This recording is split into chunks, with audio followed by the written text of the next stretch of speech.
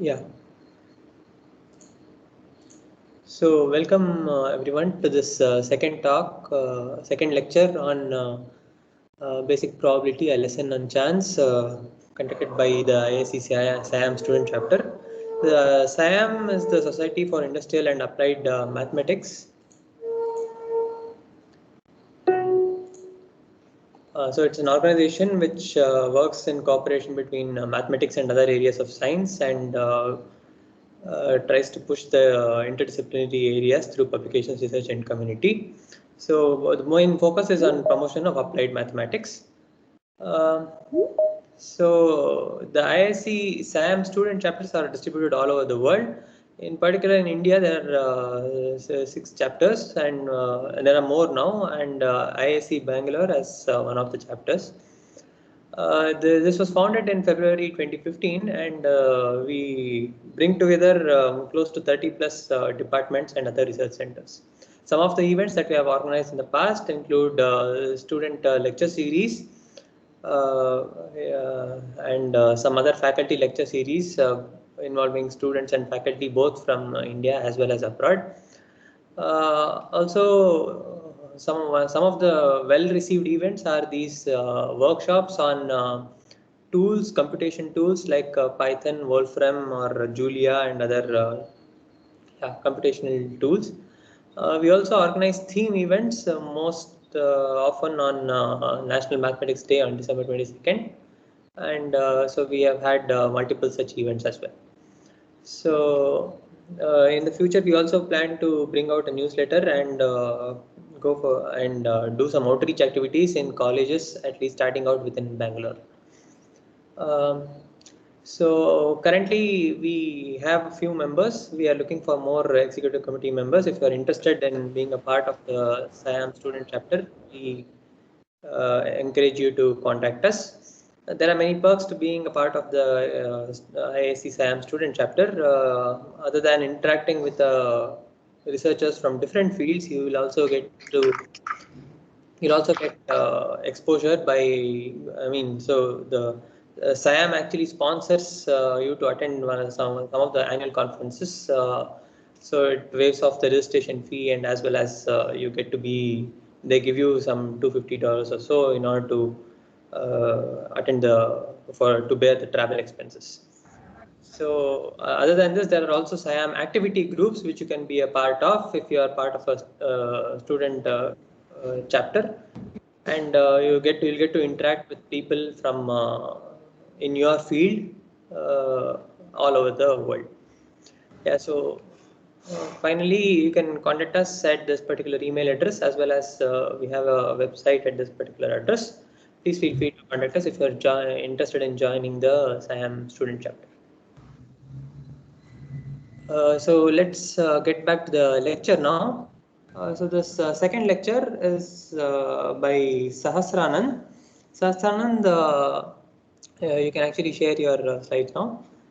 He received his BTech in Computer Science and Engineering from Amrita University in Kerala in 2009, and worked as a scientist or engineer at the Indian Space Research Organization ISRO in Bangalore from 2010 to 11. He completed his master's electrical in ECE department from the Indian Institute of Science in 2015, and has been continuing for his PhD here. His research interests include detection and estimation, information theory, and signal processing. So if any of the audience members have any questions, please feel free to interrupt him during the talk. Also, we'll be putting up a feedback form in the latter part of this lecture, which will take the feedback of the lecture from by all of you. So please fill that up. Although it will be a point of contact between you and us. Okay, so I guess Sahasranand, you can start the lecture. Thank you, Vinay. Am I audible? Yes, you're audible. Yeah. So let me first thank the organizers, Vinay and others, for giving me this opportunity to discuss probability in this forum with you all on this nice afternoon. So may I turn off the video and only keep the audio on, so that we can. Yes. So I'll be talking with I'll be presenting this with slides today. So I may not write on it. So I may request upfront all of you to like keep a notebook handy so that also you can take notes. Like we'll go slowly. We'll cover all the concepts, and there'll be a lot of exercises, which some of which we may have to solve like live. So if I can, may I trust you to help me with this so that we can give a like a smooth presentation. So it can be like a discussion. You can interrupt me. You can add your points. Like we can all do this together. Let me go to my slides. So whenever you feel lost or you feel that you have something to clarify or some better way of putting some concept across, please feel free to interrupt me and just it will be like a discussion. We are in different places, but let's forget that.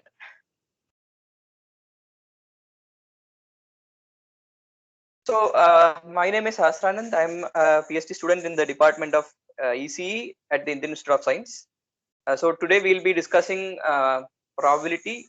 Mostly we'll build up from theory and then we'll see a couple of applications towards the end. By the way, that's not me. That's someone who may have used probability theory in a very costly game many thousands of years ago. So this is the plan for today. We'll start with probability spaces, which is the foundation of this whole theory. And we'll look at conditional probability. Given something happens, how does it affect some other event? And how something doesn't affect other events if those events are independent. You may be familiar with many of these concepts, but then we'll take a fresh look at all of these. Then we'll go to random variables and distributions, which are nothing but mappings from these outcomes of experiments to numbers.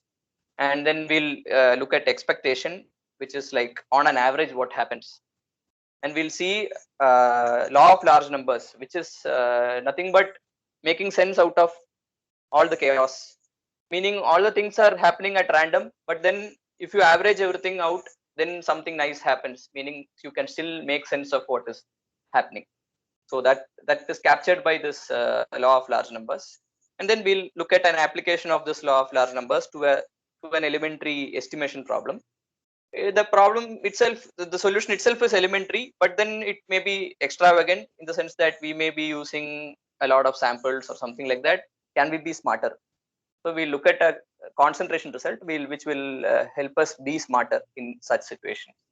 So this is the plan for today, and we all have been missing these Blackboard talks. So I thought we'll do it on this Blackboard today, and occasionally I'll be projecting pictures onto these slides. So yeah, so we'll start with this. So our approach will be axiomatic. So it will be a mix of like we will be giving examples. We'll be thinking about real world situations, but there will be also be math. Like we'll have to like switch between the two ways of thinking, so to speak. So a random experiment is something of this form. Say you, for example, you go to a door and you utter magic words. There are two outcomes. Either the door will not open or the door will open. So you do not know if your magic word is right or not. So if it is right, it might open. It might open as well in this format, but who knows? So this is an experiment which you conduct and you get possibly two outcomes. Here is another classical example, which is that of a coin toss. You toss a coin, the outcome can be a head or a tail. You do not know upfront which will come out, but both are likely to come out. There is this dart board where you throw this dart onto the board and it lands. If you are not too terrible, it lands somewhere on the board. So where it lands is not fixed upfront, but there are a few possibilities for the place where the dart will land. This is also a random experiment. More towards engineering, suppose you have a noisy signal and you measure it at some point. The value that you will see upon measuring the signal is a random quantity. You can see that it is bounded, like the signal oscillates between 0 and 1 amplitude on y-axis, but then it can take any of these value, any value in between 0 and 1, right? So it's also a random experiment. Or say more mundane examples, like you go to a crowd, you pick a person at random and ask what is his height. So here one thing to note is that the height of that person is not random, right? It's a fixed quantity for a person, but the randomness here is that you pick a person at random. So this is a slight but subtle distinction, where the choice of the person is random, but after that, once you have chosen the person, his height is a fixed quantity. So it's a fixed mapping from the person to a number. So this is called a random variable. We'll see what it is later, but I'm just mentioning it upfront. So the person that you pick is an outcome, and the height of that person will be a random variable. So these are a few examples of random experiments.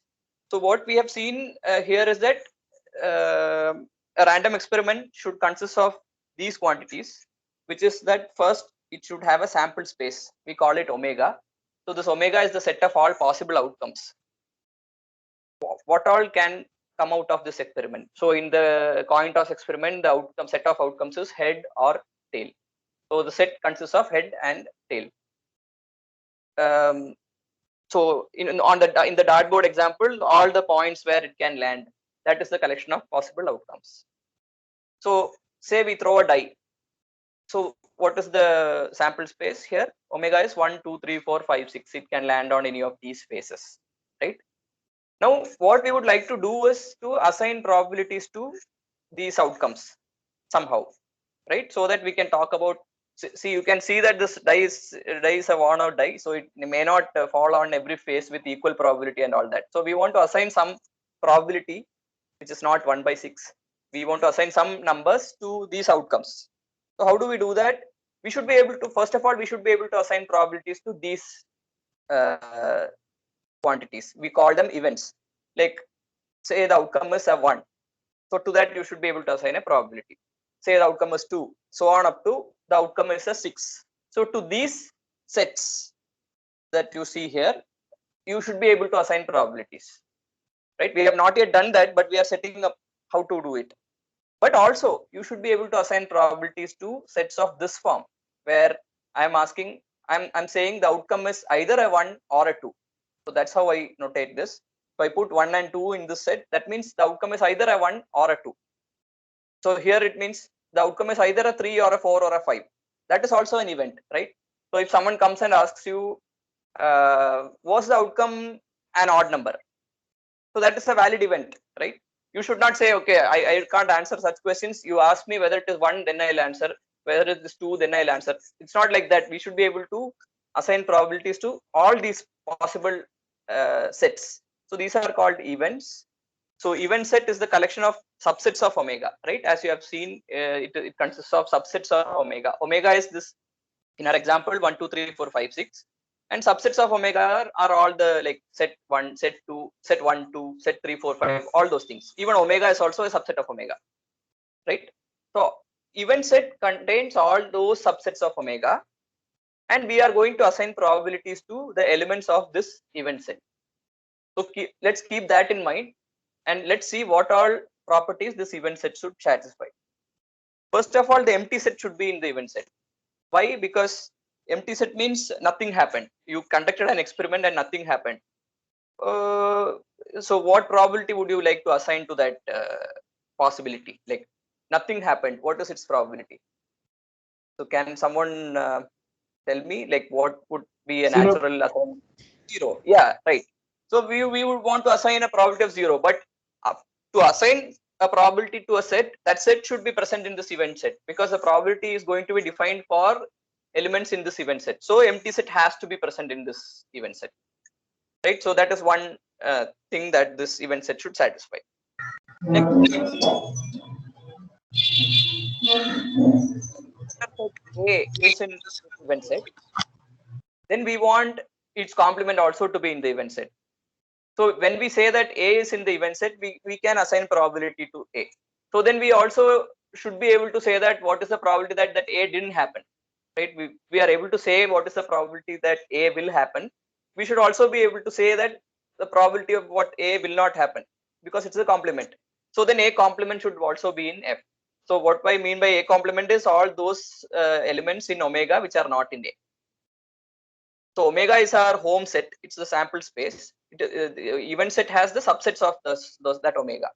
So A complement means the subset set, the complement set of A in omega.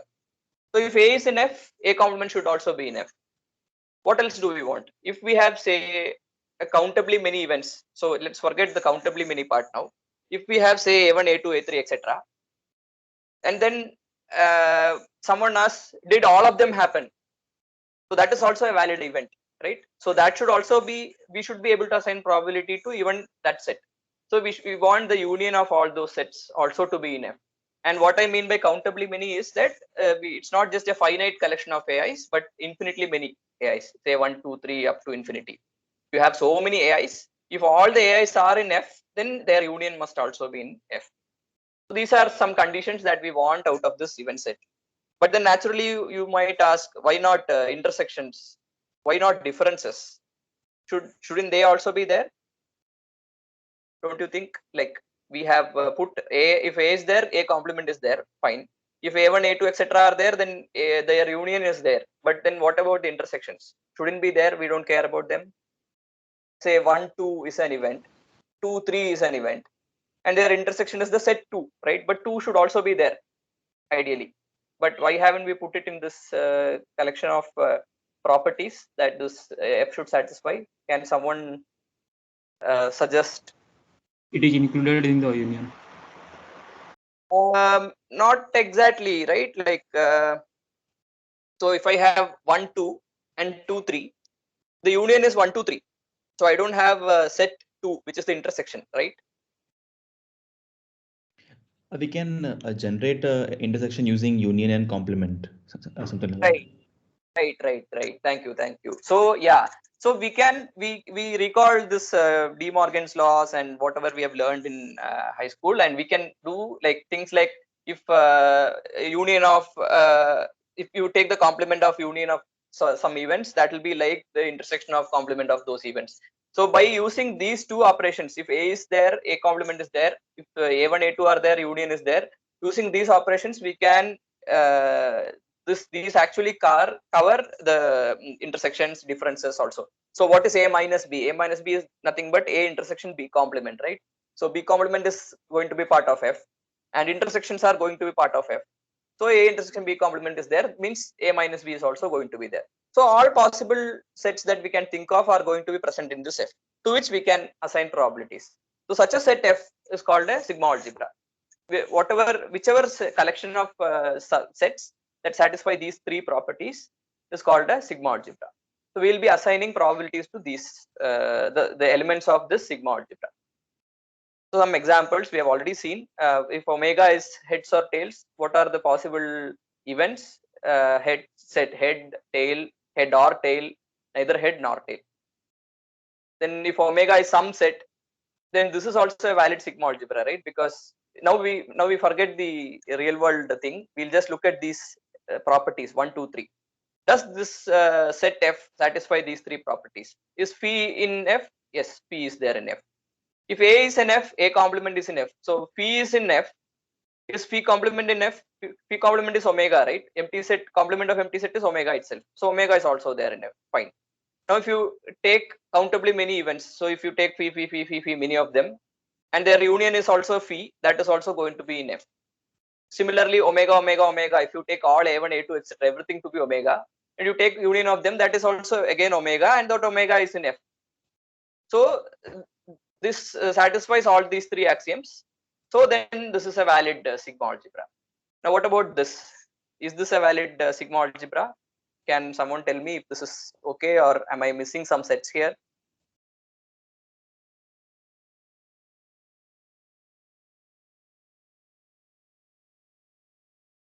So we can see that we have not included the set say 2 or set say 1, 4 or things like that. But it doesn't matter, right? Because again you check for these axioms. If phi is there, P is there. Yes. If A is in F, then A complement is in F. If A, suppose this is the set A1. Okay, what is its complement? It's 2, 3, 4. It is there. suppose they set A is 2, 3, 4, then its complement is 1, which is also there, right? So even if you take countably many events of these forms, their union will also be any one of these sets itself. So this is also a valid sigma algebra. You may not be able to assign probabilities to other sets, like say set 2 or set 3, 4, etc. But this is a valid sigma algebra, and you can make sense out of these. What I'm trying to say is that it need not be that you take all the subsets always. You can do with a smaller set of subsets also. But again, this is the familiar example where we said we can take all 2 to the omega means you take all possible subsets of 1, 2, 3, 4. Starting from P, set 1, set 2, set 3, etc., set 6, then set 1, 2, 1, 3, etc. All that. All possible subsets you can take, that is also a valid sigma algebra because these three properties are satisfied. Now, what if omega is R, the real line?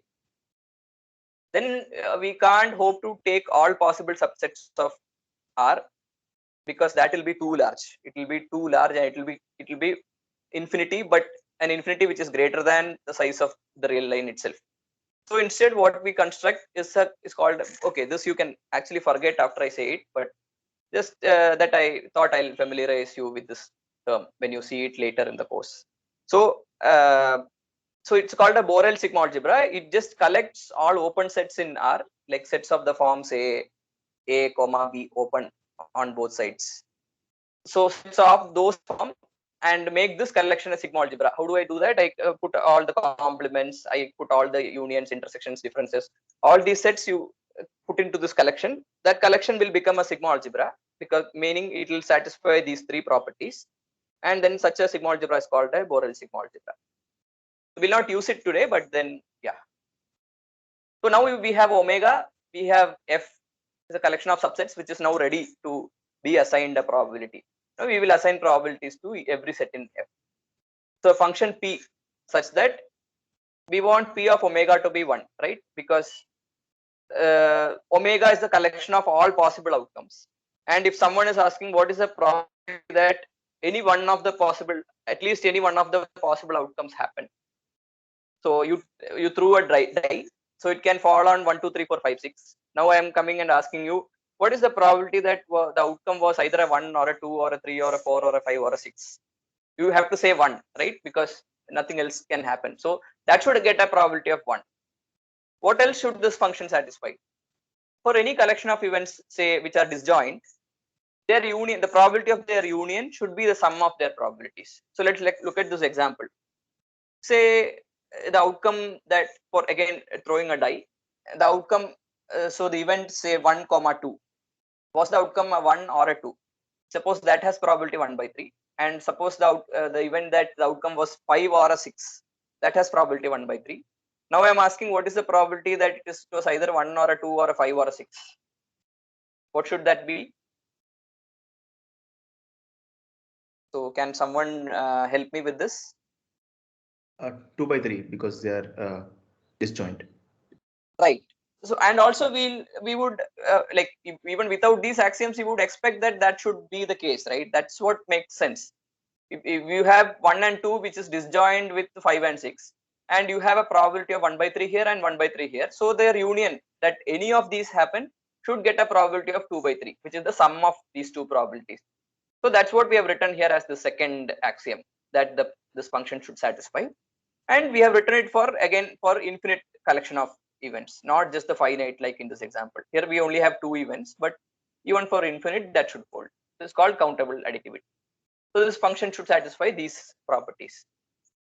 Now we are ready. We have constructed for an experiment. We have a sample space which has the collection of, which is the set comprising the outcomes. We have the event space which satisfies certain properties so that we can assign probability to all the elements in the event space. And we have a function P which assigns probabilities to all these events in the event space.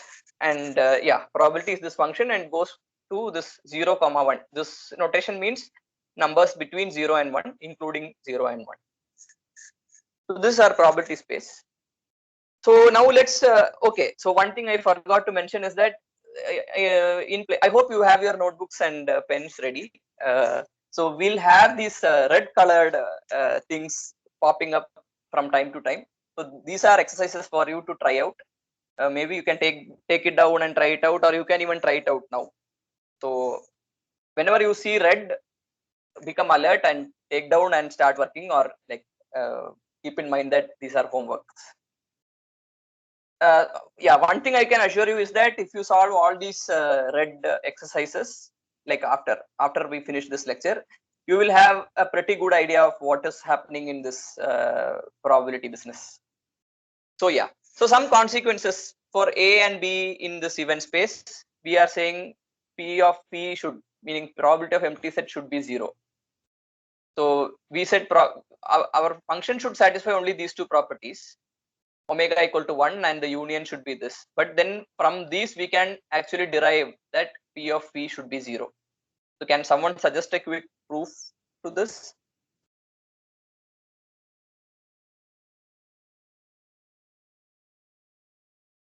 So we can only use these two properties, and we want to prove that P of P is 0.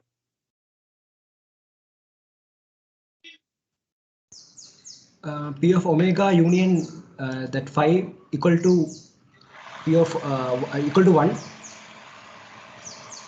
So P of omega plus P of phi equal to 1. So P of phi equal to 0. Right. Yeah. Thank you. So is it clear? So did someone not catch it, or should I repeat? So I'll repeat. So say A1 is equal to omega and A2 equal to phi. Okay. So then what is A1 union? Okay. First of all, is A1 and A2 disjoint now? Because omega union phi is what? It is, sorry, omega intersection phi is what? It is an empty set. So they are disjoint, right? So they are disjoint. Now what is the probability of union of omega and phi? It will be union of omega and phi is omega itself. But probability of omega is 1. So on the left hand side, we have 1. What do we have on the right hand side? We have probability of omega plus probability of phi. So this probability of omega is again 1. So we have 1 equal to 1 plus probability of phi. So probability of phi should be 0. So like this to give an idea as to how to use these properties to get some of these consequences. Next is like if A is a subset of B, then probability of A will be less than or equal to probability of B. So can I have someone again help me with this problem? Can we use these properties somehow to get a proof for this one? See, you can be wrong. Okay, this is like a informal discussion. We are just trying to brainstorm and figure out, make sense of what these people have defined. So even if you are wrong, it's okay. You can just give an attempt. We'll see how like if your idea is right, it's okay. We'll go from there. So anyone? We can take A1 as A and A2 as B minus A, and probably move from there somehow. Okay. Because Okay. So you'll have. so what? So basically, then you'll have like A and B minus A are disjoint. So we could use this second property to come to some conclusion. Right. Yeah. Thank you. So what Raj, right? What Raj is suggesting is that you can you can think of A as B union A minus B, right? A is nothing but sorry. So A is inside B. So you can think of B as A union B minus A, and A and B minus A are disjoint, right? Because B minus A is nothing but B intersection A complement. It is the intersection of B with A's complement. So it will not intersect with A again. So they are disjoint. And then probability of their union is probability of B. And on the other side, what we have is probability of A plus probability of B minus A. Now this probability of B minus A is a number which is between 0 and 1. It's a positive number. So if you throw that away, you are left with only probability of A on the left hand side, which is small, which has to be smaller because you took something out of the left hand side. So this is a smaller number. So it has to be smaller than P of P. Like, do not worry if you did not get the details because I'm not writing it actually, but then this is just to give a hint. When you go home and work this out, you can remember some of these things. Yeah. Similarly, we can show probability of A complement is equal to 1 minus probability of A. Here again it is clear, because if you take probability of A to the left hand side, it is just probability of A plus probability of A complement. And anyway, A union A complement is omega, it has probability 1. So this also follows. Then you can get this axiom, which you may have seen in high school so many times. Like how this comes out, we never bothered. But the power of these axiomatic approaches is that with just these two axioms, you can derive all these formulae. You don't need to define all of this. You don't need to say that, okay, P should satisfy this 1, 2, this 1, 2, 3, 4, all that you don't have to say. Just say that it should satisfy 1, 2, then it will automatically satisfy all of these other properties. Then probability of union is less than or equal to sum of probability. So here I'm not saying A is a disjoint or anything.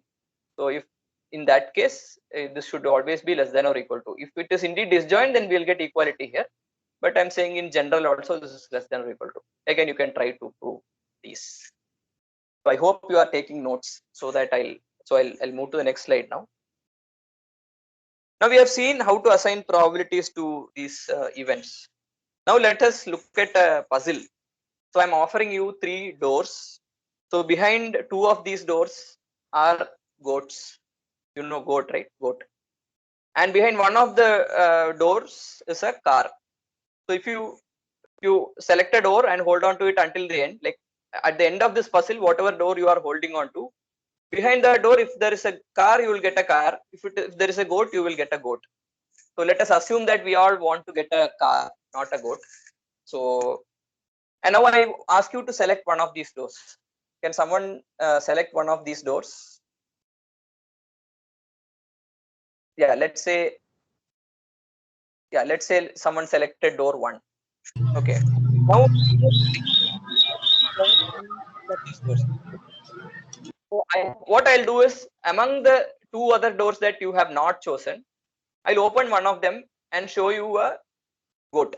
Because like it is possible that there is a car behind it, but I'll not open that door. Or maybe the car is in the door that you selected. That is fine. But anyway, one of these doors definitely has a goat. I'll just open that door and show it to you. So 3 has a goat. Now the question is this: do you want to switch? So do you want to stick to your choice that 1 is my choice, or do you want to move to door 2? So what do you think? Does it make sense to switch, or does it make sense to stay? Assuming that you want a car and not a goat.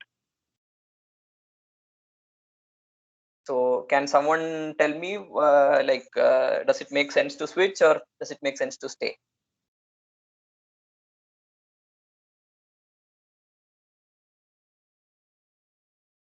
Anyway, so you don't want to commit and take the risk of losing the car. So let's hold on to that thought.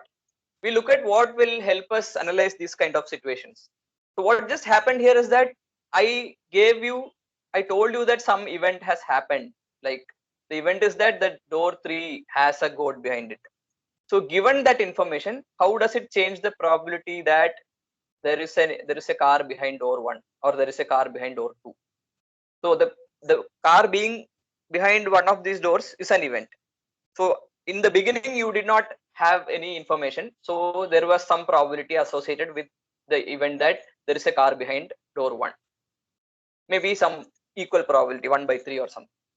But then after I gave you this information that there is this goat behind this, and I knew exactly where the car is. Given that, does the probability of this event that there is a car behind door 1 change or not? So these kind of ideas are captured by what is called conditional probability. So the probability of A occurring given that B has occurred. So that is defined by this expression here, which is read as P of A given B, and that is defined as P of A intersection B divided by P of B. So this is the definition of conditional probability. So probability of A occurring given that B has occurred. So again, an example: a fair die is thrown. So let A be the event that 6 has occurred, and B be the event that the outcome is an even number. What is probability of A given B? So let's just apply this formula. What is probability of A intersection B here? Is that it is the outcome is a 6 and it is also an even number. what is the intersection? 6. 6 itself, because 6 is an even number, so its intersection is 6 itself. So in the numerator we have probability of 6, and in the denominator what do we have? P of b. B is the event that outcome is an even number. So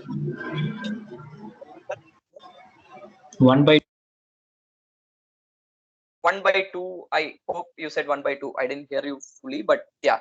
So it's half, right? It's a fair die. So it's a equal probability for like all the numbers. So what is the probability? It's an even number is half. So we have probability of 6 divided by 1/2, and probability of 6 is nothing but 1/6, right? So the answer here is 1/6 by 1/2, which is what 1/3 or something.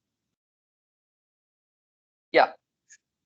Now along the same lines, we can ask, if knowing that something has occurred does not change the probability of A, then we say that that is to say that probability of A given B is still probability of A.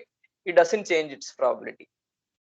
Say suppose you are tossing a coin and you are going to predict its and I'm asking what is the probability that it will be a head. Okay, so this is event A. Oh no, wait, don't call head or tail just yet. I give you extra information. I'm telling you that okay, this person CR7 has now moved to Man U. Now tell me whether it's a head or a tail. It doesn't change the probability of a head or a tail in your coin toss, whether whatever happened somewhere else, right? So then that event is supposed to be independent of this event. So we capture that using this definition, where two events are said to be independent if their intersection is, the probability of their intersection is equal to the product of their probabilities. So if A intersection B, probability of A intersection B is equal to probability of A times probability of B, then they are said to be independent. You can again substitute it back here, and you can see that if A and B are independent, then this A intersection B on top here will become P of A times P of B, and P of B's will cancel. You will end up with P of A. So P of A given B is equal to P of A, right? So that is what is called that is how we define independence of two events. So let's look at this example.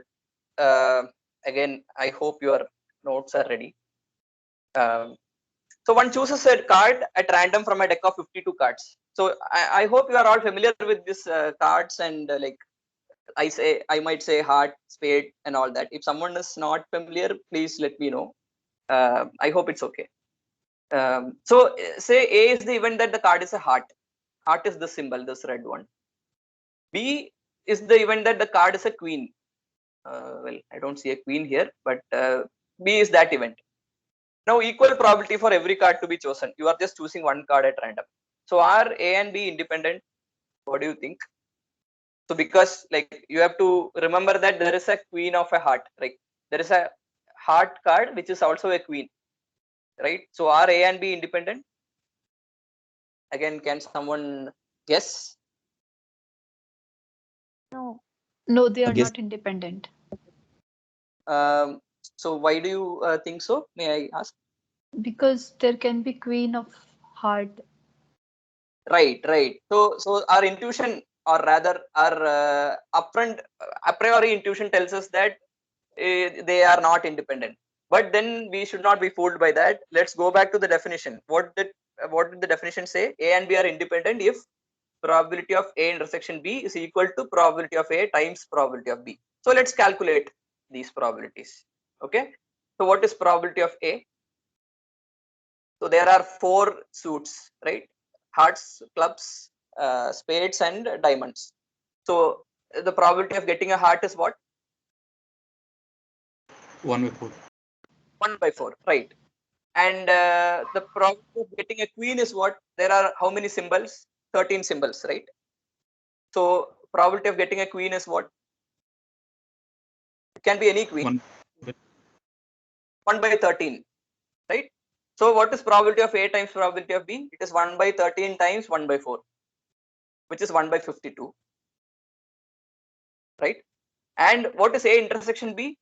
It is a queen. It's a queen of hearts, right? And what is its probability?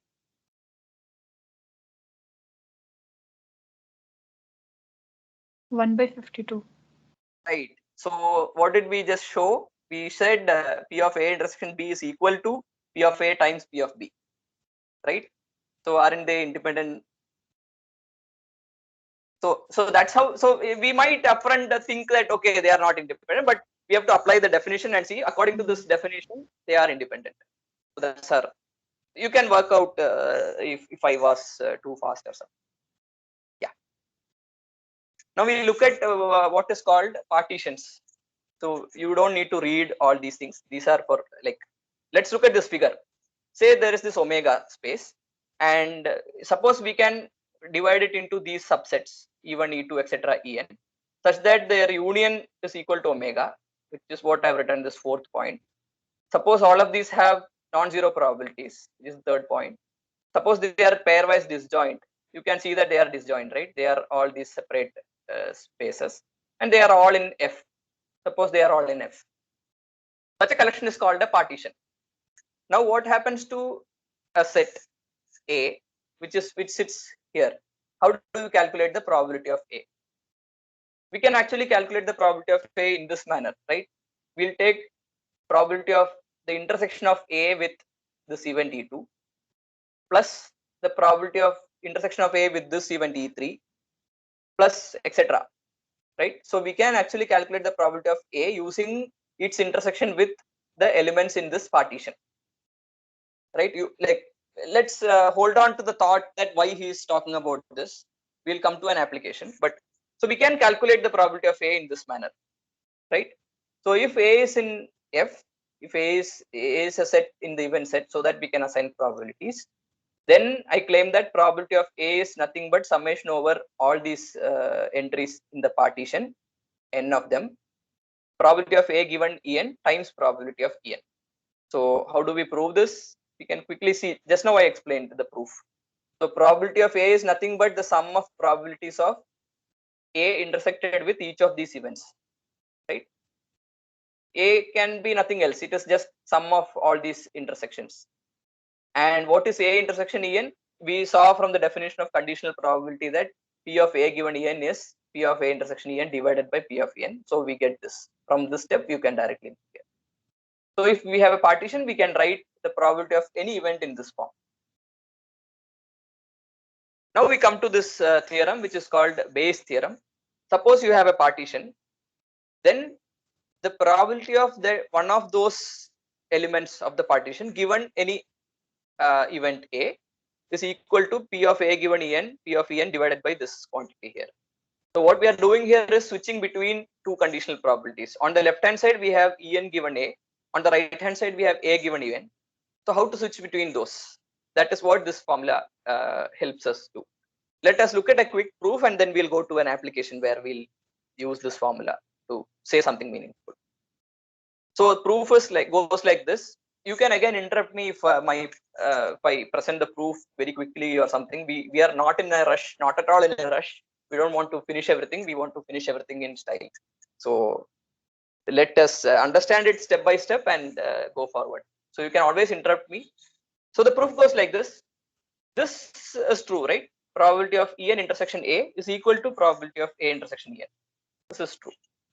Now left hand side I can write like En intersection A is En given A times P of A.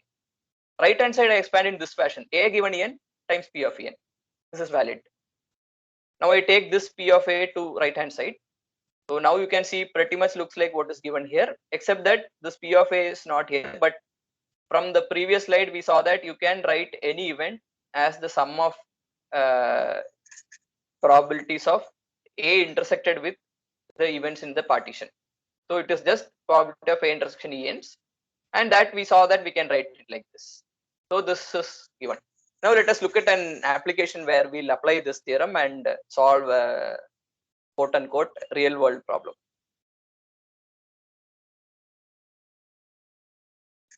So we are at the border, say, and there is it's peacetime, but there is some tension. Sometimes enemy planes enter our territory, and the radar is scanning the sky for enemy planes. So a plane comes, and suppose 1 in 10,000 planes that come belongs to the enemy. Others are our own planes. Okay.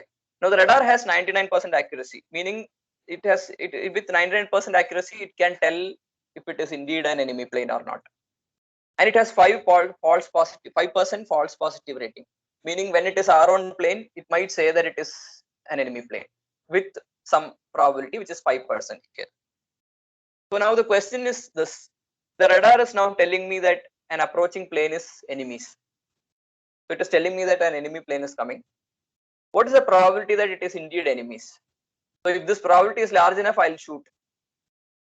So this is a matter of national security. And now, can you help me decide whether I should shoot or not? How do we do that? This is to be viewed in this background, meaning we are going to apply this Bayes theorem. So we have some conditional probabilities. We want to calculate some other conditional probability. That much you may have guessed already, right? So let us look at the space. So a plane is approaching. That is our omega, right? So that omega can have what are the possible outcomes? Either it is an enemy plane or it is not an enemy plane. So that is the partition here. We saw the partition E1, E2, etc. Right? Here there are only two elements in the partition, E1 and E2. So E1 is that it is enemy. E2 is that it is not an enemy. And we say that we have upfront said, suppose 1 in 10,000 planes belongs to the enemy. So this probability of this E1 is 1 by 10,000. Probability of E2 is this 9999 by 10,000. Now radar says that it is an enemy. Now radar saying that something is an enemy is also an event in this space, right? So now what we want to find is that probability of enemy plane given that radar says enemy. So what is the probability that is indeed enemies given that radar says enemy? We want to find this probability of En given A, like here. So the right hand side is what? Probability of A given En. What is probability of A given En? It is that probability that radar says enemy given that it is enemy. What is that? It is this 99%, right? It has accuracy. Given that it is enemy, radar will say it is an enemy with what probability? 99%. So that goes here. What is P of En? Can someone tell me?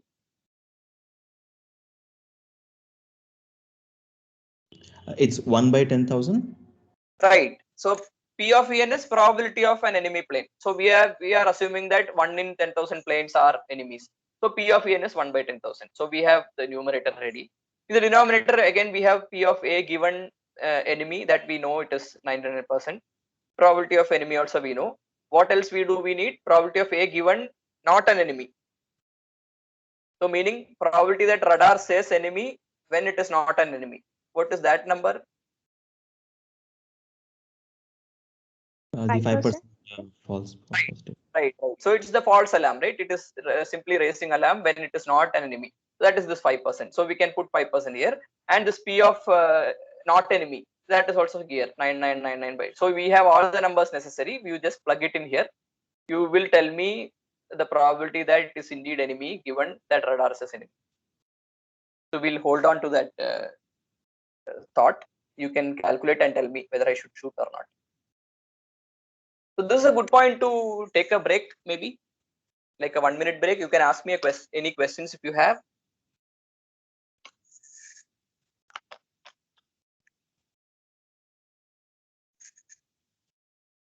Okay, if not, we'll move ahead. So now we'll talk about random variables. Do you remember this this example that I gave where we said we'll pick a person at random and ask what is his height? So the person that we picked is the outcome, and we asked not who did you pick, we asked what is his height, right? So it's a number. So we are mapping these outcomes, meaning you picked a person, to numbers so that we can easily manipulate them. That is what a random variable is. So we are actually moving from this omega fp probability space to, because it's a number, we'll move to this space where you have r, real line, real numbers, and B of R, you remember, is the Borel sigma algebra, which is like just a collection of subsets of this R, which satisfies the properties of a sigma algebra. And then we also have a probability assignment to all of these subsets in this B of R. So how do we go from here to here? That is the question. So we know all these. We have defined omega, we have defined f, and we have defined p.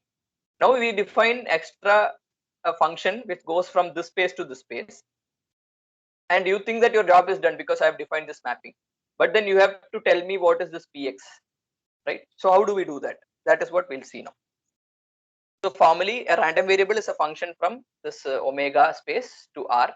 You can keep that example where you pick a person at random and map his that person to a height, the random variable, such that whatever set you can think of here in this part, you should be able to map back to this f.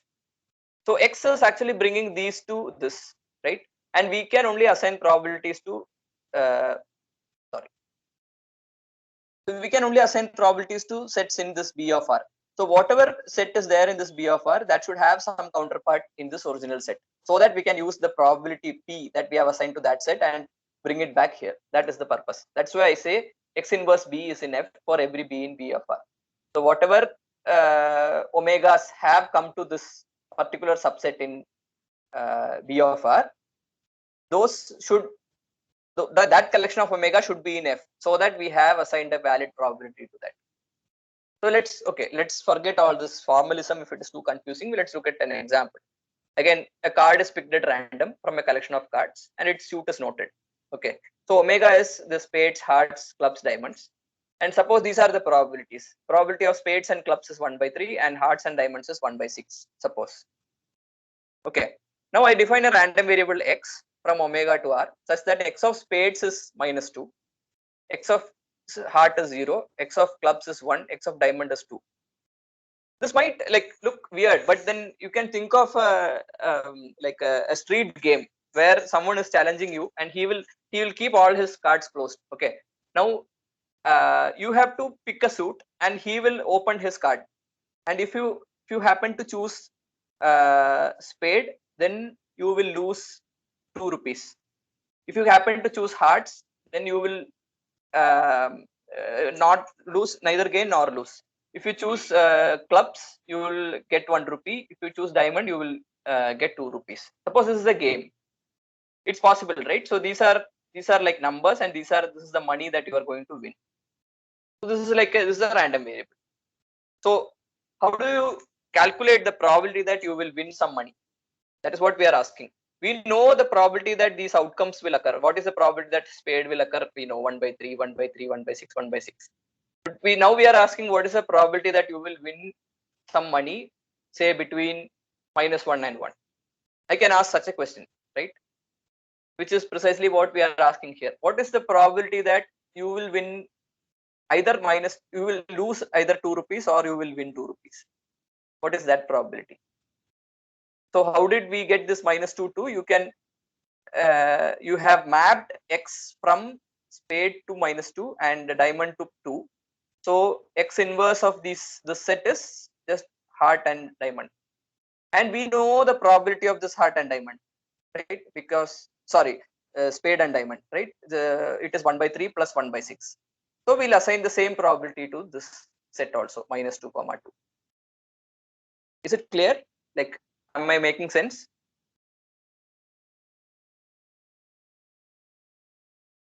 Yes. Yes. Yeah, thank you.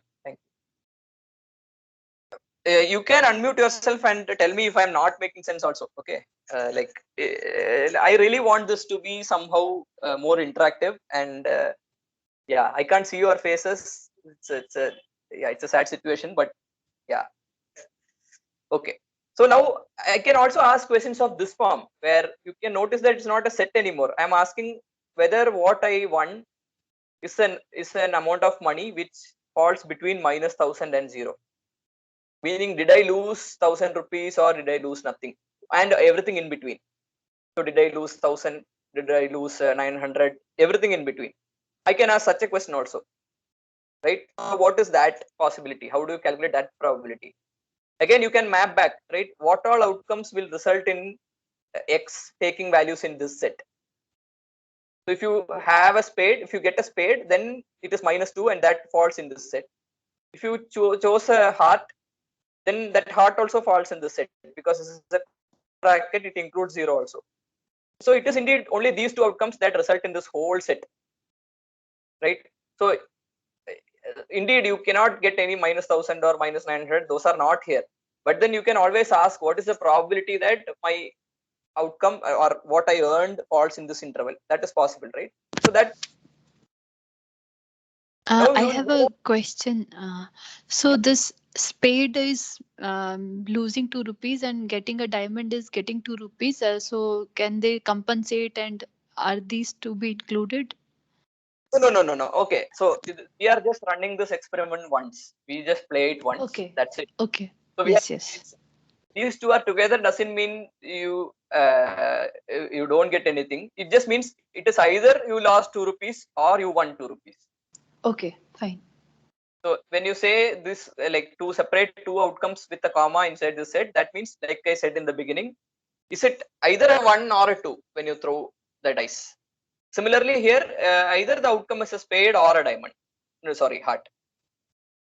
So Yeah. Got it. we see that the probability of losing some amount of money, or sorry, let's stick to gaining money and gaining negative money. Okay, so gaining some amount of money between minus 1000 and 0, that is in fact this set.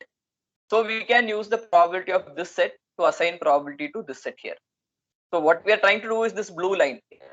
We have mapped omega fp to this RBRPX. We don't know what PX is. So how to assign PXs? So we'll go back to this original set. We look at what is the probability there and bring it back here and say that, okay, that is the probability of this particular subset, which is present in this B of R.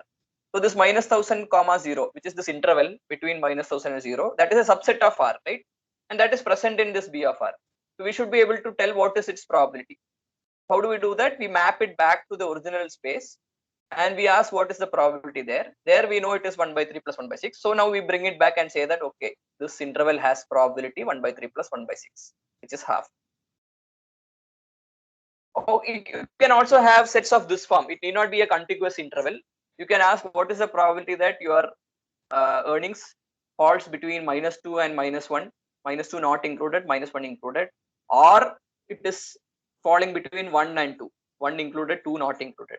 What is that probability? Again, you can see that the only outcome that leads to this interval, this union of intervals, is this clubs.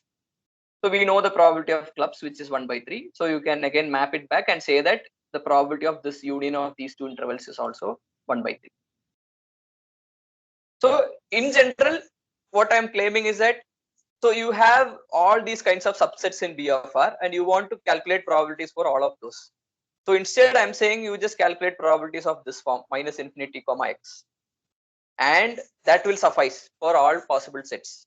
Why? Because I'll not give a proof, but you can see an example here. So suppose you have a set like this a comma b, where it is closed on the left, open on the left side and closed on the right side, but that you can write as the difference of two sets of this form, right? Minus infinity comma x form. This is just difference of these two. So if I have assigned probability to this and if I have assigned probability to this, then I can calculate the probability of this set from this, right? So I'm saying that we just need to focus our attention on sets of this form and only assign probabilities to those. Such a function is called a cumulative distribution function of this random variable x, which only asks about the probability that x is less than or equal to x, meaning x takes values between minus infinity and x, x included. Such a function is called a CDF. You may have seen the CDF before, but yeah. So this random variable, where we could define the probabilities for individual elements here, such a random variable is called a discrete random variable. And this we have seen the same example. Now let us look at what the CDF of this random variable looks like. Let us try and plot it. Okay, so probability that x takes values between, say, minus infinity and minus 2 not included. What is that probability? So what all events will lead to, or rather what all outcomes would lead to this minus infinity to minus 2 earnings for me under this mapping? No event. Nothing. Right? Nothing. Out lead me to this. So, and what is the probability of the none means empty set? It is 0. So I say that here also it is 0. I have plotted 0 here. But now if you include minus 2 also, what is the probability that I get some earnings between minus infinity and minus 2 included. So you map back, you get the spade, right? Because if you get a spade, you get minus. And what is the probability of minus 2? It is the probability of spade itself. That is 1 by 3. So you get 1 by 3 here. Now again, minus infinity to minus 1, it's the same thing, right? If you still include only spade, what is the probability that I get some earnings between minus infinity and minus 1? What all outcomes would lead me to that? Only the spade. So again, it is still 1 by 3. We are keeping it the same. Doesn't change. Up to 0 also it doesn't change. But at 0, you have one more possibility, which is the heart. So what is the probability that I'll get an earning which is less than or equal to 0? It is between minus infinity and 0. What is the probability? Then you that can happen because of either spade or heart, right? So that you add those probabilities, which is 1 by 3 plus 1 by 6, you get half here. And similarly, you can plot the rest of this. So you can see that the CDF is indeed an increasing function, and wherever you cut it and ask what is the probability that the random variable takes values to the left of it, you get whatever value you cut it at, that is the value, that is the answer. So this is a discrete random variable because its CDF looks like this, it has these jumps. But you can think of the CDF as a continuous, like it's a smooth line. That is also possible. Such a random variable is called a continuous random variable. So if there is a function such that you can write the CDF as an integral of a function. This function, the function of which you write it as an integral is called a probability density function. This is not a probability, but if you want to calculate the probability of any interval, you just have to integrate this PDF, the probability density function, in that interval. So here we are saying between minus infinity and x, that is the f of x, right? That is the CDF. So to get that, you just integrate this PDF in this interval, minus infinity to x. If you wanted the probability of x taking values in, say, 0 to 1, or say 1 to 2, say 1 to 2, then you just have to integrate 1 to 2 this PDF. Then that will give you the probability that the random variable takes values in this interval 1 to 2. So this example is this continuous, only for continuous random variables this works. What I said was for discrete random variables, but yeah, you get the idea. Now we come to this extension of what we have seen now, which is that the expected value. So like in the like betting on cards example, you want to know what money will you win or lose on an average, right? So it is not like you will just commit to this game and suppose he says if spade falls, I'll give you 1,000 rupees, and that spade may have very low probability. And he says, okay, if clubs falls, you give me just 500 rupees. So you might think that okay, 500 is more, 1,000 is more, I'm going to get. But actually, what will happen is only with certain probability it will occur, right? So you want to calculate what is the expectation or what is the expected reward that you will get out of this game. So that is calculated via this formula, where it is just sum of the money that you will get times the probability that the event that actually will lead to that money will happen, right? So you can you have seen this. So you can calculate this expectation as this minus 2 times its probability 1 by 3, 0 times its probability 1 by 6, and so on. So expectation of this game is 0. You are neither going to win nor going to lose in terms of money. Of course, you get some entertainment, but that's not counted here. So if x is continuous, so this is a discrete case. The example was discrete random variable. For continuous random variable, you can calculate expectation as this integral, where instead of this probability, you put this PDF that we saw in the previous slide and integrate it over between minus infinity and infinity. That gives you the expectation of that random variable. Now, another important quantity is variance of x, which is that an expected value of x minus its expected value. So this is another random variable. You are expectation of x is a number. It is not a random variable. But x is a random variable. You subtract a number from the random variable. It is still a random variable. You square it and take expectation. Now it's another number. Variance of x is another number. This is also an important quantity associated with this random variable x.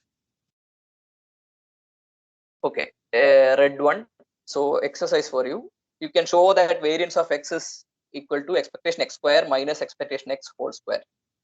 So how to do that is just expand this. You know a minus b whole square, so you can expand this and cancel out some terms and all that, and you get this. So like we defined the CDF and all that for a single random variable, we can define this joint CDF for pairs of random variables or vectors of random variables. You can just ask what is the probability x1 takes values between minus infinity and little x1. x2 takes the values between minus infinity and little x2, and so on. You can ask for the joint probability. So different things are happening at different places, but you want to ask for the joint probability that all of these happen together. You can combine that using this kind of a function. You just ask for probability x less than or equal to x, y less than or equal to x, y. So that's a joint CDF of x and y. Now we have seen this independence of random variables.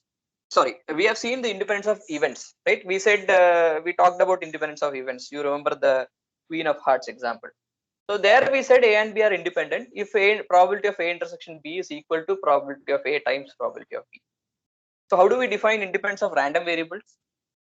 So we say that x and y are independent if probability of x intersection A, sorry, if a probability of x taking values in A intersection y taking values in B, that if it is equal to their product for all A and B in F. If that is true, then x and y are independent. But then we said we don't need to consider all these A and B. It suffices to consider sets of the form minus infinity comma x, right? So from that we'll get x and y are also independent. So this double arrow means this implies this and this implies this back. It is if and only if. So x and y are independent if and only if this joint CDF is equal to the product of the individual CDFs. Then x and y are independent. So similarly, x and y are independent if and only if the joint PDF, the probability density function, is equal to the product of the individual PDFs. Again, we can say x and y are independent if and only if the joint x, the expectation of x and y, x times y is equal to expectation of x times expectation y. So we may have said all this in a flow, but the last part is actually wrong. It doesn't imply, it doesn't go both ways. If x and y are independent, then we can say that expectation xy is equal to expectation x times expectation y, but the converse is not true. It doesn't go the other way. So what is that called? If expectation xy is equal to expectation x times expectation y, then we say that x and y are uncorrelated.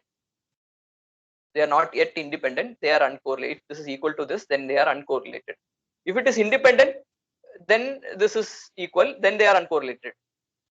And the difference of these quantities is called the covariance of x and y, denoted this cov xy. So like we said, if it is independent, this cov xy, covariance xy will be 0, and then x and y are uncorrelated. An example, maybe I'll skip this, but okay, let's do this. So theta is a uniformly distributed random variable between 0 and 2 pi. You define u to be cos theta, v to be sin theta, two random variables. Are this u and v uncorrelated? So can someone guess?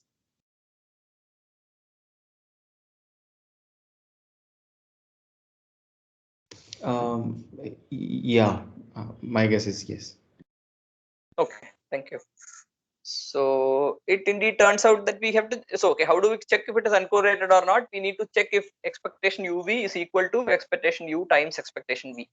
So expectation u is this quantity. You integrate the value cos theta against the PDF, right? We saw that for continuous random variables, it is value times PDF. So PDF here is 1 by 2 pi because it's a uniform random variable. Its PDF is 1 by 2 pi. Don't worry if you don't remember that this is the PDF. These are just details. You can always look it up. The concept is more important. So that integral will give you 0. Similarly, this gives 0, and joint integral also gives 0. So indeed, expectation uv is equal to expectation u times expectation v. So they are uncorrelated, but are they independent? So we know that if they were independent to begin with, they would have been uncorrelated. That is fine. Now we are saying it is uncorrelated. Is it independent? So now what is your guess?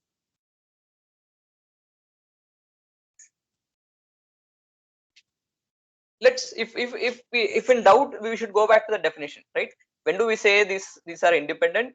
When the probability of u taking values in some set does not change, given that v is taking value in some set, right? We said if the CDF's factor, or if the probabilities of u taking values in some set and v taking values in subset, if that factors into two individual components, then they are independent, right?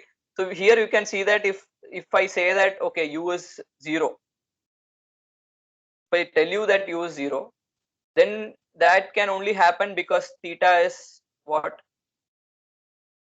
90. Theta I is, mean, pardon, I didn't hear you. so it's half of pi, pi by 2.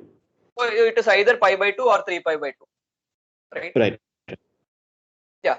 So but then that will decide that will tell us that we can't take any value like say 0.38 or 0.57 or minus 0.26 or something like that.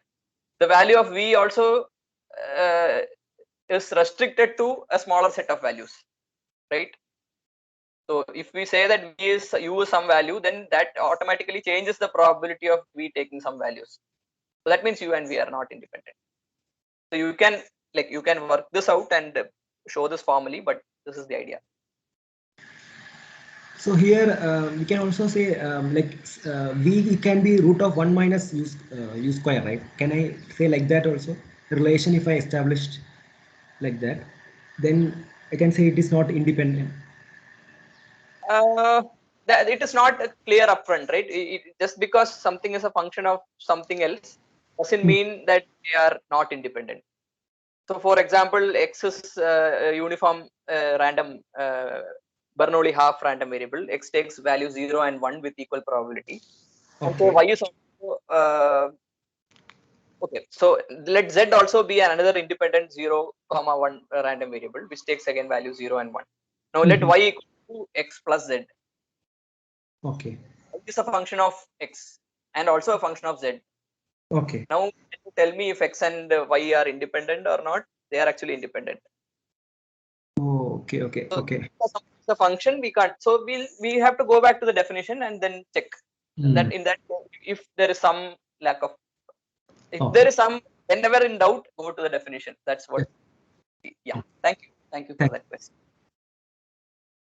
So okay, is it true that expectation of sum of random variables is equal to sum of expectation of random variables?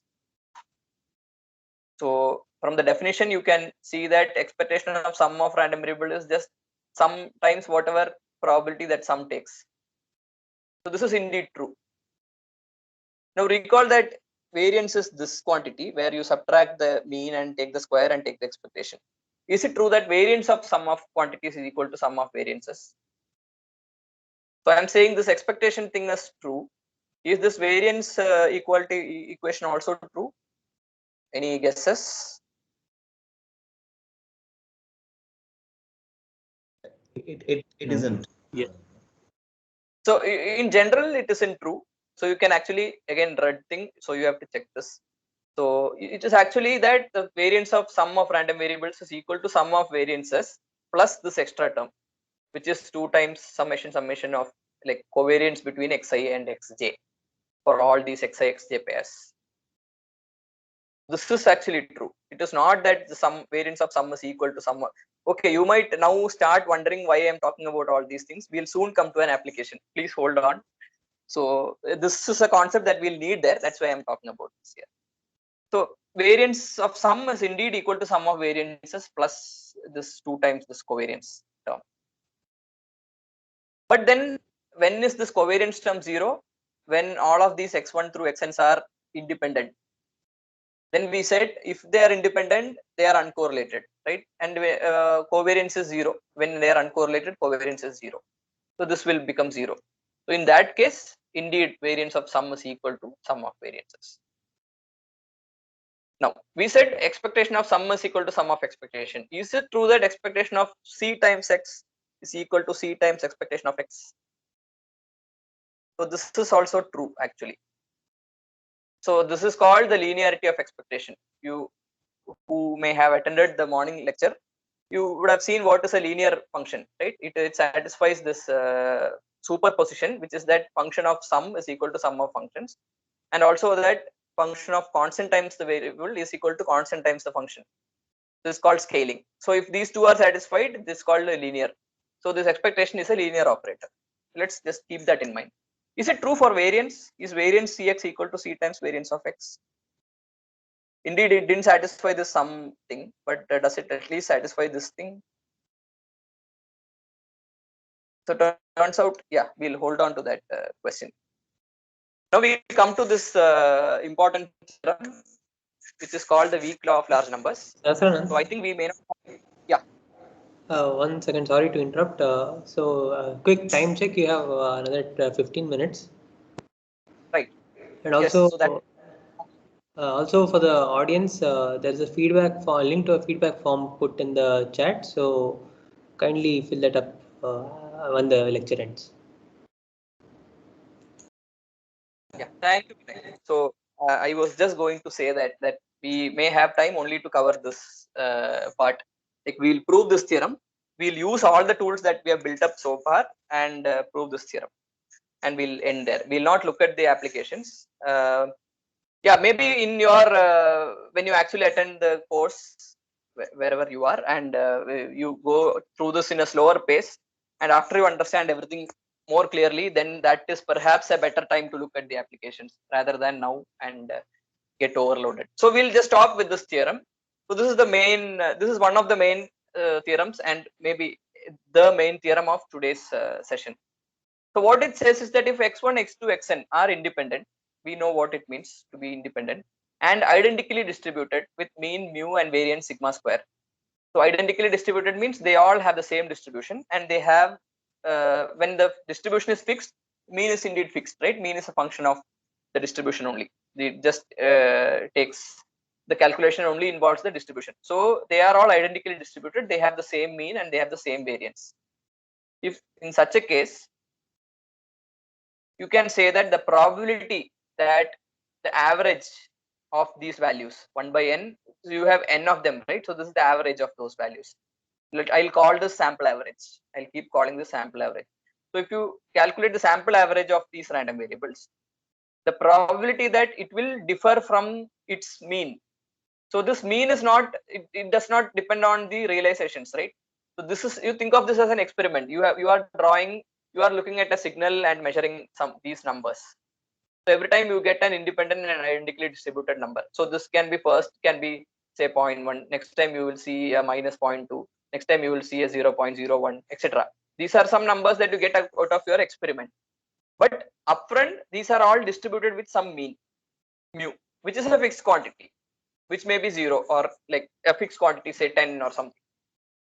So we are saying that if you average these things that you measure, so 1 by n summation xi, that will be close to the mean, meaning the probability that the difference between the sample average and this mean will be greater than epsilon, where epsilon is a small quantity. This is true for every epsilon, but yeah, if this is greater than epsilon, that probability will be equal to 0 as you collect more and more samples.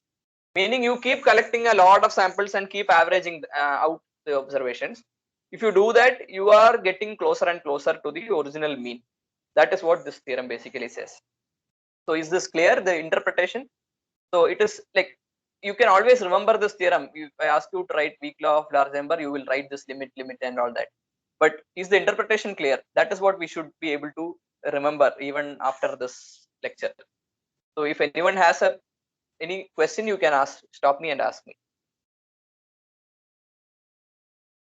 Yeah, I hope it's okay. So it's simple. I mean, not to make a big deal of this, but yeah. So let's try and prove this theorem.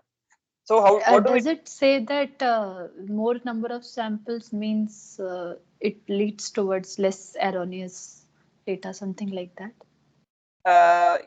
In some sense, yes. If you want to say estimate the mean itself, you don't know what the mean is. You know that they have the same mean, but you don't know what that number is. So how do you calculate? You collect more and more samples and keep averaging them. As you collect more and more samples, your guess for the mean, or rather your estimate for the mean, will become good and good. Like it will become better and better. Okay. Yeah. Probability Yeah. of deviate from mean by more than epsilon, that probability decreases as you increase the number of samples. As you get, when you reach infinity, you will not, but it becomes 0. That's what Okay. how we interpret this. So let's try and prove this theorem. So this involves this probability term, right? So how do we handle this? So here is an inequality which will help us handle this kind of probabilistic objects, which says that if x is a non-negative random variable, then probability of x is greater than a is less than or equal to expectation x divided by a. So this left hand side looks similar to this green term, right? It is some probability of a non-negative random variable. So that non-negative random variable is this absolute value. One absolute value of 1 by n summation xi minus mu. That is my non-negative random variable. The probability that is greater than epsilon is less than or equal to expectation x by a. So what have we done here? We have converted this probability term to a fixed quantity. Expectation is a number, right? So now we have upper bounded this less than or equal to, upper bounded this with a number. So we have gone from this probability to a number now. So how do we use this inequality? I'll not prove this inequality. Again, this is an easy inequality to check for yourself. This is red, remember? So yeah. So using this Markov's inequality, what do? We write this green term here and we apply square to both sides. This is equal, right? Because you can apply a square to this side and this side, the probability does not change. And now apply Markov's inequality to this squared quantity, this right hand side. So what is your random variable now? It is, say, think of this mod, this thing square to be z. So then applying this inequality, you get 1 by this a is now epsilon square. So 1 by epsilon square times expectation x. X is now this z. So you get 1 by epsilon square expectation of z. So let me just carry this to the next page. So we have got probability of this term is less than or equal to 1 by epsilon square expectation of z, where z is this quantity. Now we'll look at what is this z thing. So we'll look at this yellow term first. What is this 1 by n summation I equal to 1? What is the expectation of that? So what is expectation 1 by n summation xi? It is like we saw the linearity of expectations, right? We said the expectation of cx is equal to c times expectation of x. So this 1 by n comes out. It's 1 by n summation expectation xi. And we know that all of these xi's have the same expectation, which is that mu, right? We said they are all identically distributed. And there are n of them. So you get an n mu here, and 1 by n and mu is mu. So basically what we have calculated here is that expectation of this yellow quantity is mu. Okay. So now what is expectation of z? So expectation of z is expectation of this quantity, but that is just a random variable, which is this yellow random variable, minus its mean squared and taken expectation of, right? So expectation of a random variable minus its mean squared is what? It is the variance we have seen in the previous slide. So what we have here, this blue term here, or the top expression, expectation of z, is actually variance of 1 by n summation xi. So we can substitute it here. I'll do that now. So I have written it here. So I'll just carry this over to the next page. Yeah. So now we have this probability is less than or equal to 1 by epsilon square variance of this term. Now let's analyze what this variance of 1 by n summation xi is. So we asked what is for a constant c, what is variance if variance cx is equal to c times variance of x. We said we'll hold on to that. It is not c times, it is c square times. So this again red color, so you have to check it. So using that, we'll calculate this blue term, variance of 1 by n summation xi. So that turns out to be, you can take this formula. So you will take 1 by n square outside, and it is variance of summation xi. Now, what is variance of summation xi? It is summation variance of xi. I said it is not in general because you will have a covariance term. But remember, we assume that these xi's are independent to begin with. So then those covariance terms will cancel off, and you will get variance of sum is equal to indeed sum of variances. And now all of these individual variances, variance of x1, etc., all of these are the same, right? Because they are identically distributed. So all of these are sigma squares, and you have n of them. So you get n sigma square, and you have a 1 by n square outside. So putting them together, you get sigma square over n. right? So this blue term is actually on the top, is actually sigma square over n. So let me substitute it there. So we have this probability is less than or equal to 1 by epsilon square sigma square over n.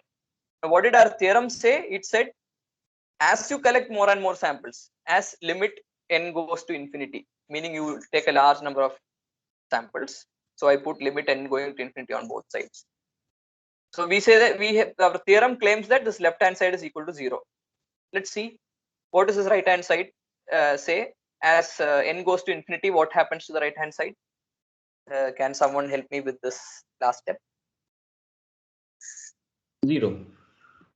0, because you have an n in the denominator. As n becomes larger and larger, it becomes 0. So we have indeed proved what we set out to prove, right? So it just says that on an average, things actually look like its mean, and we have exactly characterized like how it looks like the mean. So I had an application where, so maybe I'll just mention what the application is. So we don't have time to go into that, I guess, or maybe I'll quickly go through it.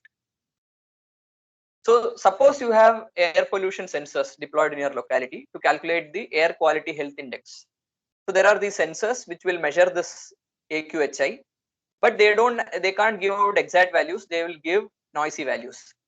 So suppose that actual value is mu, and let the measurements be xi's, x1, x2, etc., xn. Like I said in the previous example, these are some numbers, but these are like the actual value plus some noise, where these zi's are also independent and they have a Gaussian distribution.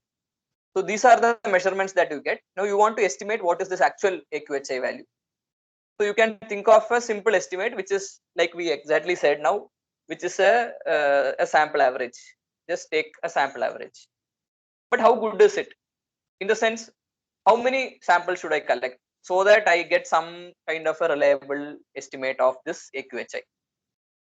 So this is our estimate. We just take the sample average, and we know that the mean of this quantity is equal to mu.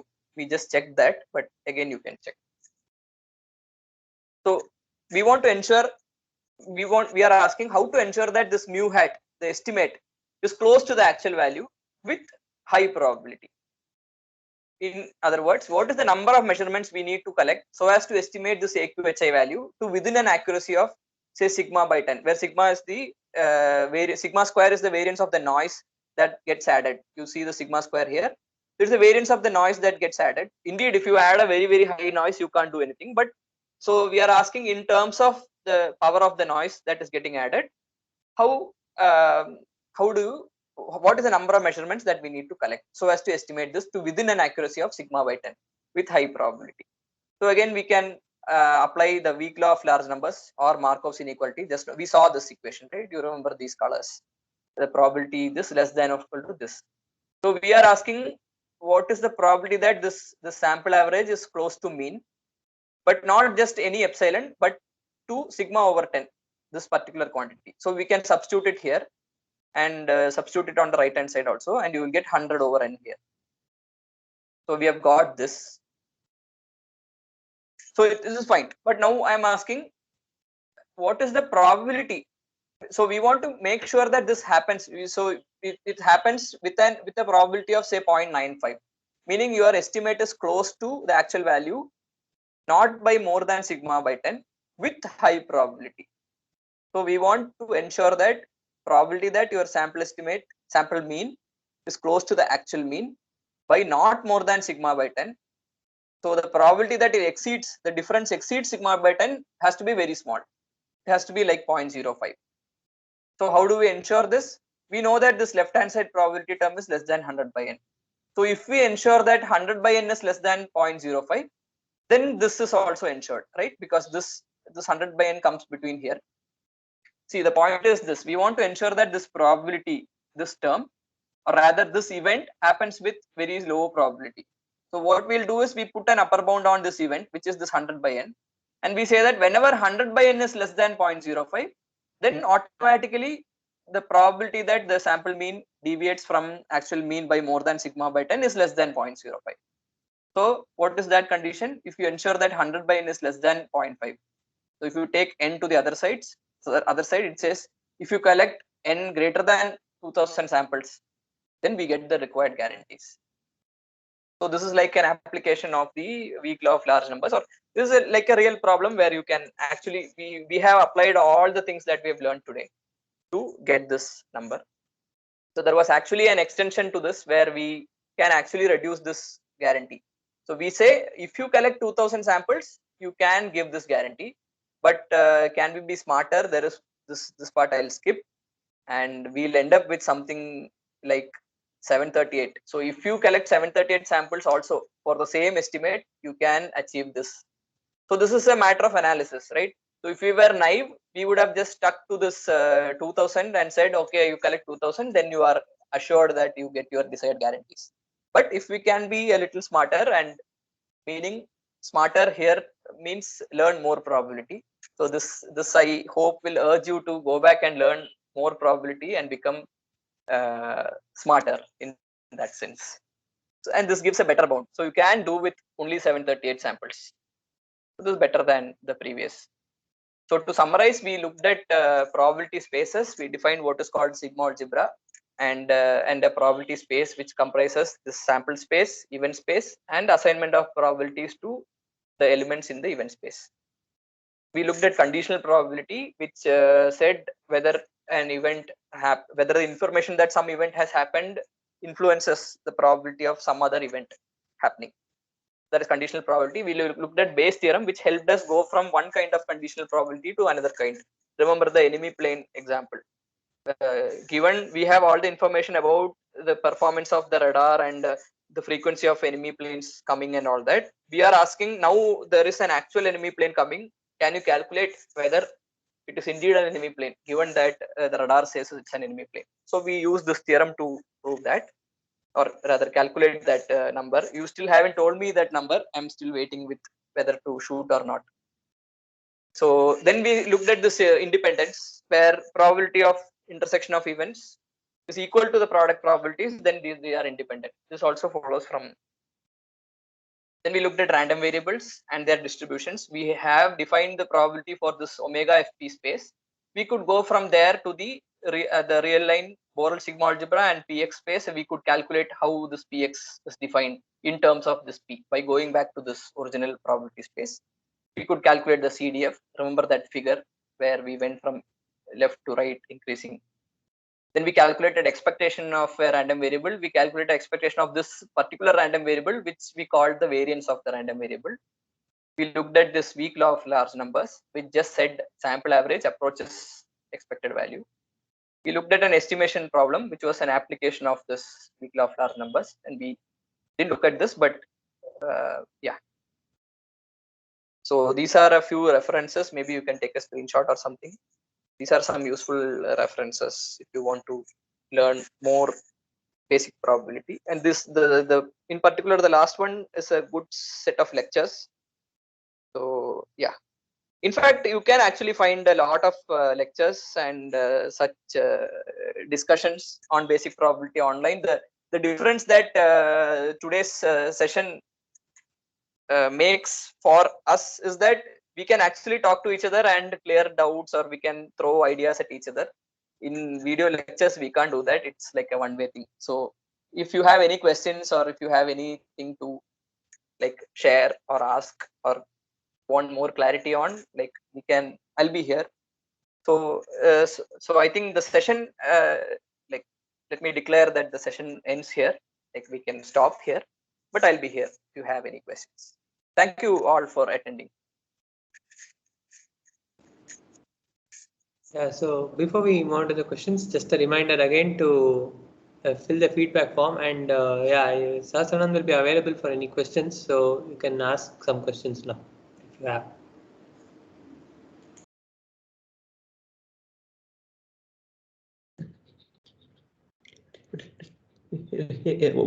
One doubt I had, Sahasranand. Pardon? So yeah, one doubt I had. Yeah, please, please. So like how do you try to understand this probability density function, like in the sense of intuition? Because so it seems like that is something which is doesn't sit in my head, at least till now. So for mainly for the variables which are continuous in nature. So like how do you make sense out of this function as such? Okay. Yeah. Thanks. That's a good question actually. So even I'm not sure if I'll make any sense. So they say that you don't learn math, you get used to it after a while. So maybe that is the case. But then you see that the CDF, what the CDF talks about is the probability of the random variable taking values in an interval, right? So if you ask for you don't ask for for a continuous random variable, what is the probability that x is equal to 0 or x is equal to 1.5 or something like that, because it's a continuous random variable. Doesn't make sense to talk about probability that it takes a particular value. Instead we ask what is the probability that it takes a value in the interval. So what this CDF gives is the probability. So or from the CDF you can calculate the probability of x falling between a and b, right? Now so that is the probability, actual probability. But now you can actually think of this probability itself as an area under a curve. So if you integrate a certain function between this a and b, if you can get out the probability.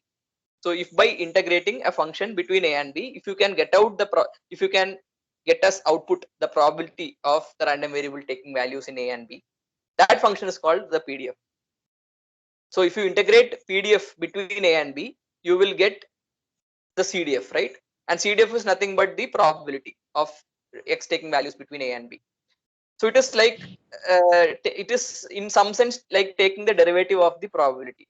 So it is like asking the density of the probability in that region.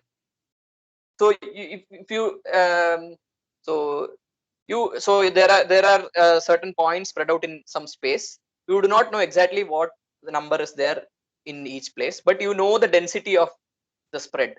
Now if you want to calculate what is the number of points in a particular area, what do? You integrate this density in that area, so you will get the number of points in that area, right?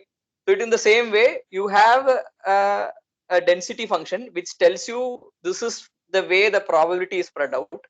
If you want to calculate the probability of a particular region, you integrate the density in that region. So this is how I have understood it. Maybe there are better explanations, but yeah, thanks for that question. Got it. Thank you.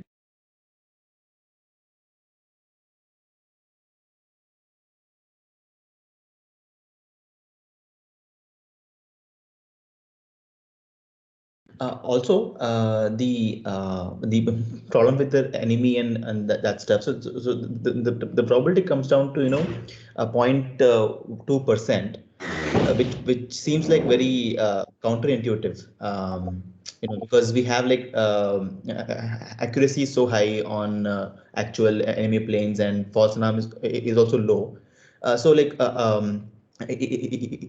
if we had to design some actual systems, so how would we Did you plug in actual numbers? Because like sorry? did you say 0.2% or is it 0.2 only, or is it 0.2%? Oh. So did you plug in, like what I'm asking is, did you plug in like when you say 95%, it is 95 by 100 and all that? Yes. Yeah, okay. So let me just Ah. confess that I don't know the answer. I have not calculated the answer. So Okay. it's just a toy example. So yeah, so it's possible that it doesn't make sense, and we may not be using such radars anyway. They have much more, like 5% is a very poor accuracy, I would say, like a very poor false alarm rating, I would say. Right. Okay. Yeah. Got it. Thank you. Thank you.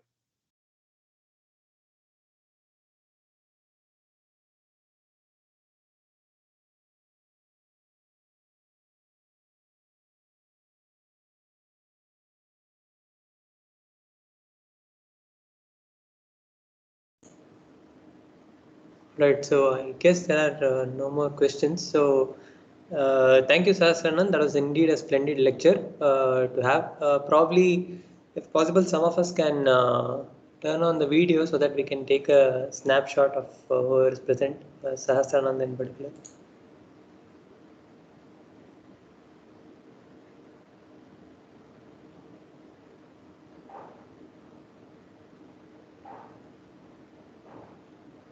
Yeah.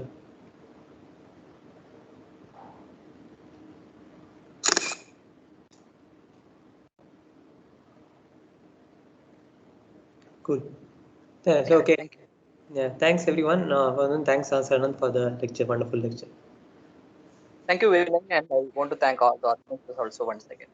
Yeah, thanks for the and thank you all for attending and making it a lively session. So the next lecture will be at 4 o'clock. It will be by Professor T. Srinivas on differential equations. So please attend those as well. Thanks.